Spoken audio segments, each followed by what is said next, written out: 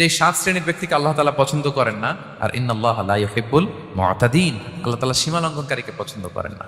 আমাদের প্রত্যেকের উচিত আমাদের লিমিট জানা, আমরা যেন আমাদের কখনো লিমিটকে ক্রস না করি প্রিয় ভাইরা, এটা প্রতিটি ক্ষেত্রে। 2 নম্বরে যে শ্রেণীকে আল্লাহ তাআলা পছন্দ করেন না তারা হচ্ছে জালিম বা অত্যাচারী।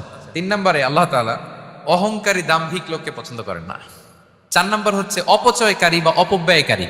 আল্লাহ বলেন কুলু ওয়াশরাবু ওয়ালা তুসরিফু, তোমরা খাও পান করো কিন্তু ওয়ালা তুসরিফু, তোমরা অপব্যয় করো না।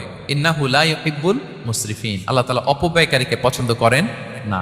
5 নাম্বার ইন্নাল্লাহা লা ইউহিব্বু মান কানা খাওয়ানান আসিমা, পাপী খেয়ানতকারীকে আল্লাহ পছন্দ করেন না। 6 নম্বরে হচ্ছে ফাসাদ সৃষ্টিকারী, বিশৃঙ্খলা সৃষ্টিকারী। সমাজে যারা বিশৃঙ্খলা সৃষ্টি করে তাদেরকে আল্লাহ পছন্দ করেন না। আল্লাহ বলেন ইন্নাল্লাহা লা ইউহিব্বুল মুফসিদিন, আল্লাহ তাআলা ফাসাদ সৃষ্টিকারীদেরকে কখনো পছন্দ করেন না। সব শেষ হচ্ছে মন্দ কথার প্রচারক আমার ভাইয়েরা।